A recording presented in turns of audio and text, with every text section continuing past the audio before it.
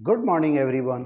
आज आप इस क्लास में R S. Agarwal chapter 14 class 10 height and distance का क्वेश्चन नंबर 29 सीखेंगे।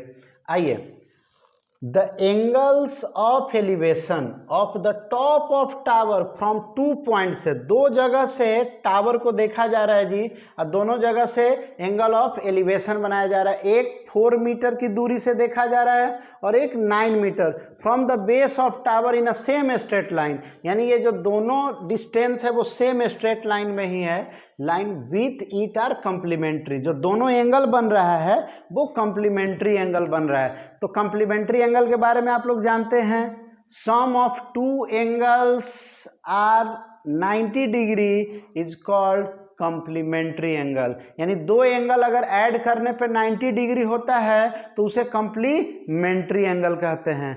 तो आइए एक हम लोग पहले फिगर बना लेते हैं। मेरे पास एक टावर है जिसको एक 4 मीटर की दूरी से, देखिए ये 4 मीटर की दूरी से है, ए बी टावर है, अब बी सी 4 मीटर है। यहाँ से जब देखा जा रहा है तो एक एंगल बन रहा होगा, और एक डी से देखा जा रहा है जी, तो ये एक एंगल, ये दोनों आपस में कंप्लीमेंट्री है। तो ये एंगल मान लेते हैं थीटा है, तो ये 90 माइनस थीटा हो जाएगा। Let angle C equal to theta, इसलिए एंगल D बराबर 90 माइनस थीटा, मतलब अपने का कंप्लीमेंट्री हो जाएगा।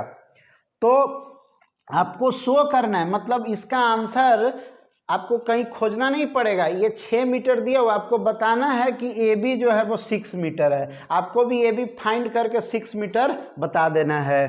तो चलिए हम लोग इसको x मान लेते हैं, अभी नहीं जान रहे तो इसको x, ये तो मालूम है आपको पूरा कितना है, 9 मीटर है जी। BD कितना है, 9 मीटर है। आइए इन राइट एंगल ट्रायंगल हम लोग चल रहे हैं ABC में ही चलिए। In right angle triangle ABC में चल रहे हैं जी। ABC में tan थीटा से चलिए, tan थीटा तो x/4 हो जाएगा, इक्वेशन 1 मान लीजिए। अब दूसरा राइट एंगल ट्रायंगल ABD में चल दीजिए। In right angle triangle ABD में आपने ट्रिगोनोमेट्री में कंप्लीमेंट्री एंगल के बारे में पढ़ा होगा। हम बता देना चाहते हैं कि जैसे मान लेते हैं कि tan 60 और 60 का कंप्लीमेंट्री क्या होता है जी, 30, तो cot 30 और tan 60 का वैल्यू सेम होगा, रेशियो सेम होगा, यानी tan थीटा और थीटा का जो कंप्लीमेंट्री एंगल होगा वो cot के बराबर होगा। तो आप लोग ये समझिए, अब आपको चलना पड़ेगा, tan से चल दिए तो ये तो दूसरा कंप्लीमेंट्री एंगल है, तो दोनों कंप्लीमेंट्री एंगल कब इक्वल होगा, जब एक tan होगा दूसरा cot होगा। तो आपको चलना याद रखना है कि cot 90 माइनस थीटा से चलिए, तो cot का फॉर्मूला होता है बेस बाई परपेंडिकुलर। तो आपका बेस क्या है जी, BD कितना है, 9 मीटर है, और आपका परपेंडिकुलर क्या है, x है। अब फ्रॉम इक्वेशन देखिए, अब बट इसको 2 मान लीजिए, बट tan थीटा जो होता है वो cot 90 माइनस थीटा के इक्वल होता है। कंप्लीमेंट्री एंगल tan का कंप्लीमेंट्री एंगल cot के रेशियो के बराबर होता है।